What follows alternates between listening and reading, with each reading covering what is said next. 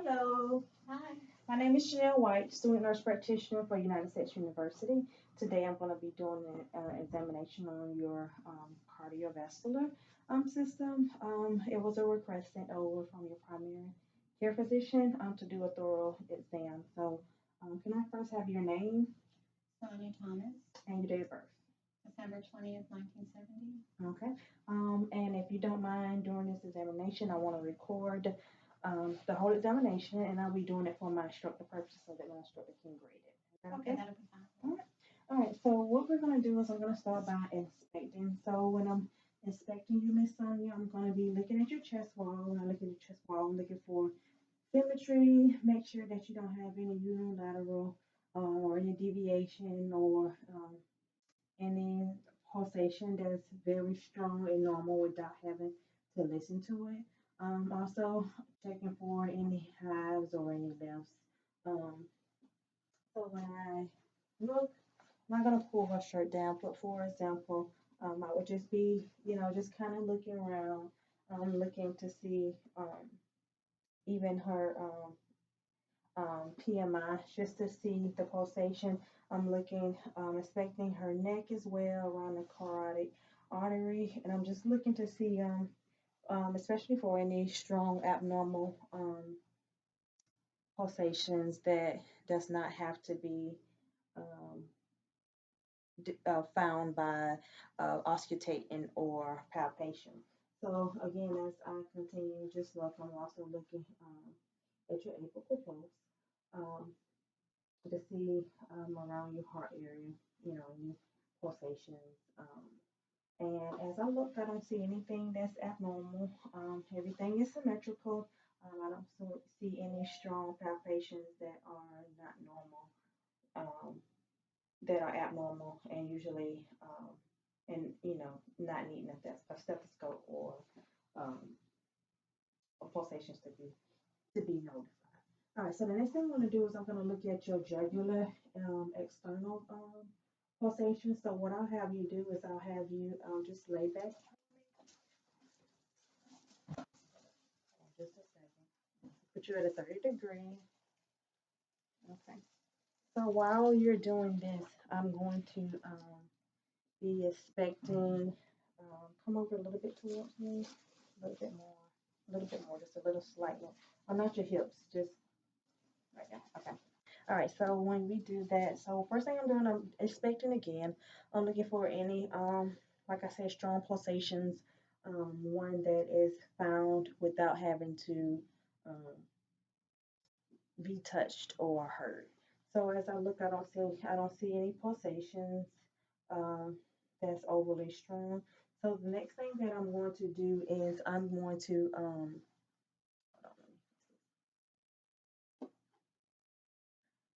the next thing I want to do is I'm going to have my thumb blade depressor, and I have my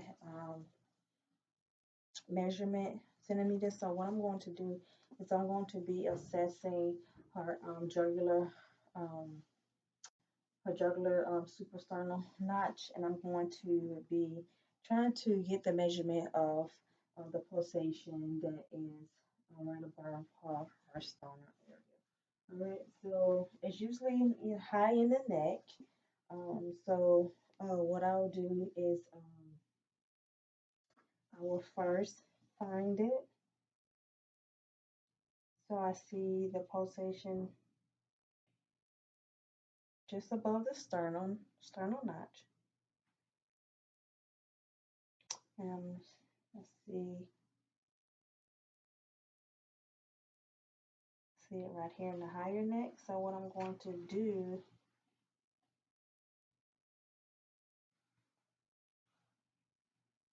is measure.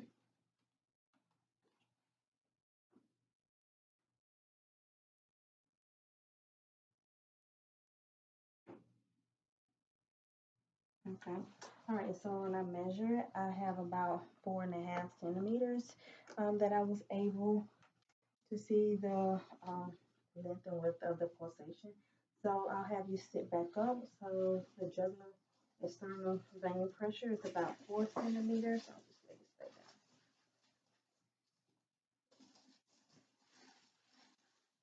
All right, so the next thing I'm going to do is I want to look at your fingers. So when I look at your fingers, I'm looking for the warm, for feeling for the warmth. I'm looking for any signs of cyanosis, any signs of cold or chill to let me know that her blood flow is also not flowing good through um, her veins and arteries. I'm looking for any clubbing of the fingers, any signs of oxygen being deprived from her fingers.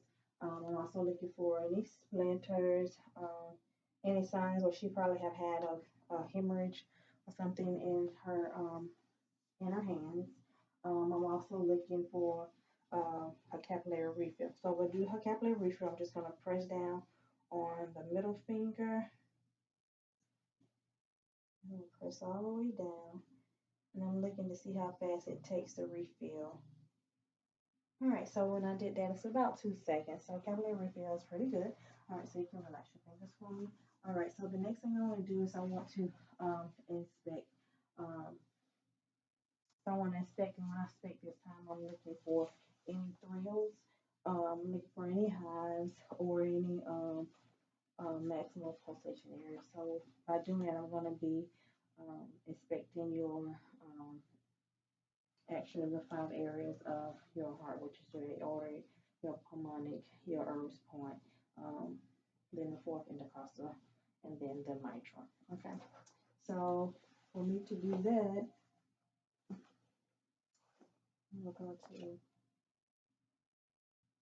I'm going to listen.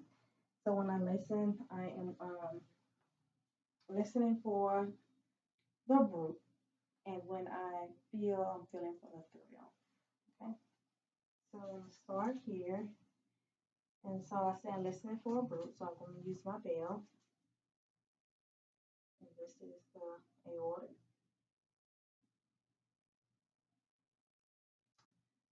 pulmonic, and this is the 2nd intercostal space. And I'm going to come down a little bit.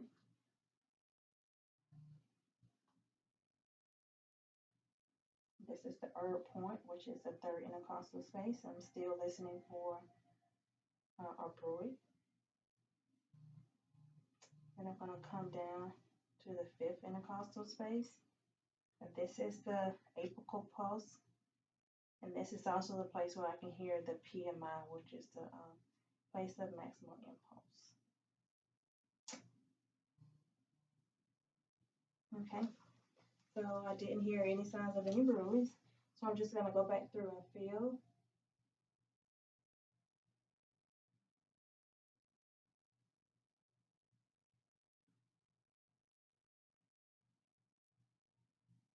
Okay, and I didn't feel any thrills as well. So the next thing I want to do is I am going to check your other arteries. So I'll be feeling for your other arteries, and I'll be also auscultating your arteries. And when I listen to the other areas, I'm listening for again brewing, and I'm feeling for the thrill. Okay, which I don't want to find any of them.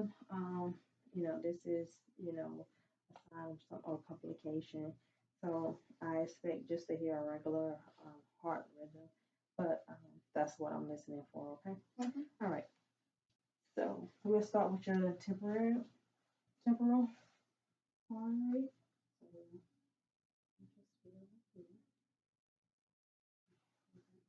Strong. We'll listen for the carotid.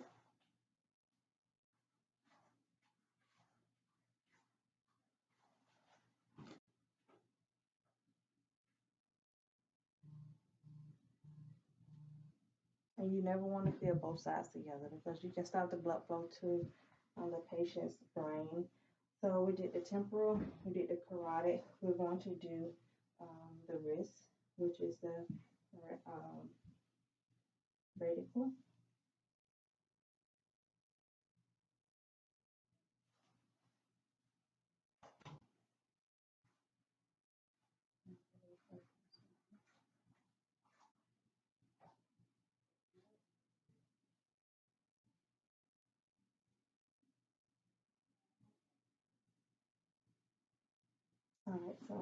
and listen for your breccia. Well, feel for your breccia.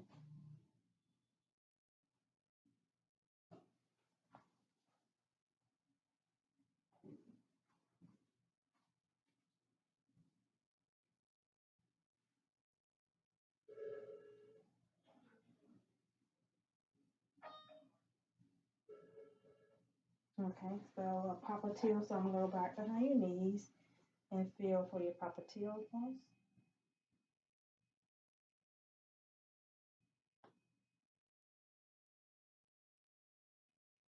Bend your knees a little bit for me. Bend your knees down. You can bend them all the way down.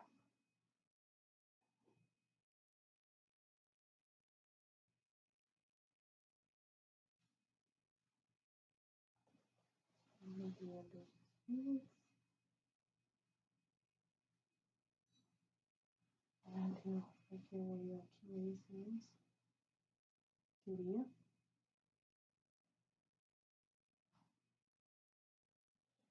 All right, and so I will also just lean back for me. I'm going to feel your femoral. So you just lean back for me.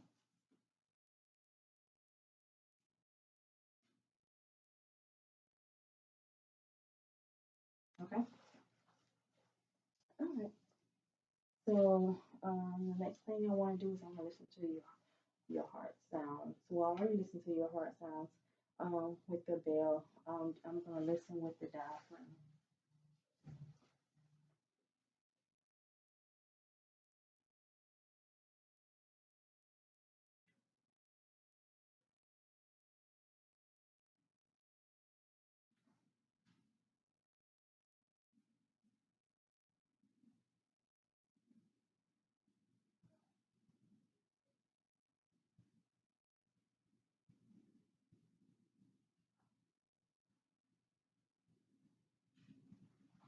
All right. So if I listen to your heart sounds and everything sounds um, equal. No, your heart rate is equals no tachy, no Brady. I don't hear any sounds of any S3 or S4s um, or S2s, just an S1. So I didn't hear any extra sounds, any marine friction rubs. I didn't hear any sounds of your heart galloping. Okay, so the next thing I want to do is your abdomen, aortic. So I want to listen with the bell. I want to listen with the bell. I'm listening for Brewery as well. Okay, so if I can have you just kind of lay back for me.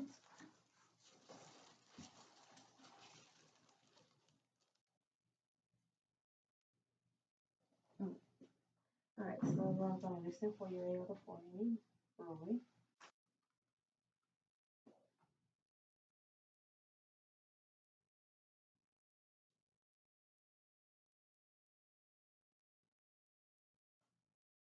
Listen to your renal arteries. Also listening for Brewery.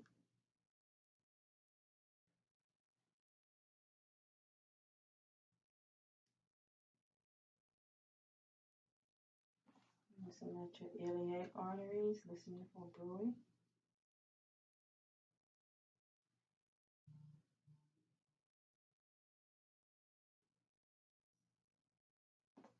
Now I'm gonna listen again at your femoral arteries. I'm listening for Brewery.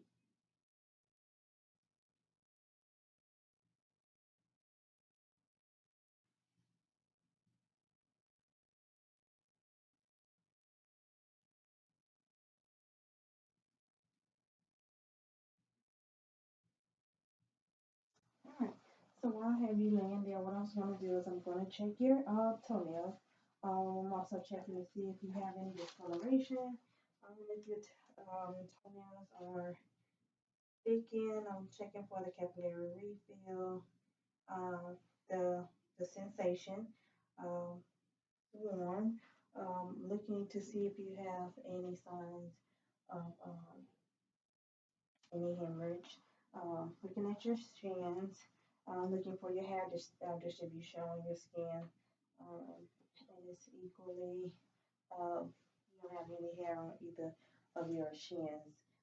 The next thing I'm looking for is any ulcerations or any varicose veins that could be found in your lower leg. Okay. So I don't see any varicose veins as well. When I did your palpation, your dorsal pedis. I'm also looking to see, if the blood flow through your legs is pretty good. You have any signs of paleness or any signs of, redness, just to see that your blood flow is circulating well in your body. And so I can have you sit up for me. You can sit up for me. Well, let me do the home massage. So when I do the home massage, what I'm going to do is I'm going to flex your foot a little bit, and then I'm going to grab your calf. So if you have any pain, I need you to just let me know. So I'm going to take my hand and come behind your calf, and then I'm going to flex your foot. How's that feel? Is that okay? Fine. All right, so we'll do the other leg. Is that okay? Yeah. Okay. All right, so I have you turn around and sit up for me. All right, so your home massage was negative. It wasn't positive. You didn't have any pain when I dorsiflex your foot and push down on your calf. All right, so the next thing I would do is what they call the ankle brachial index. So what I'll do is I'll get a blood pressure on both of your arms, then I will get a blood pressure on both of your legs. And with that, I will take it and I'll divide it by number two, find out what your um, ankle brachial index test uh, um, equalization is, okay? But we're not gonna do that. But again, I say you have blood pressures in our four extremities, okay? To do a calculation, then I will send you to do an EKG to see what kind of signs, rhythm that your heart has. This is a regular rhythm. Is it tachycardia? Is it bradycardia? Um, atrial field, things to that nature will let me know how well your heart is functioning. Um, Basically, looking at the ST to see if you have an ST or if you do not have a ST, but it's very important that we get that done as well. Okay. Okay. All right. So I think that I have covered everything for your heart. Once time I leave the room, I'll have someone come and get you, and they'll take you down to do your EKG. Okay. Okay. All right, and once I get the results, I'll be contacting your primary physician with the results, okay? All right, thank you. Nice to meet you. Same here. Thank you.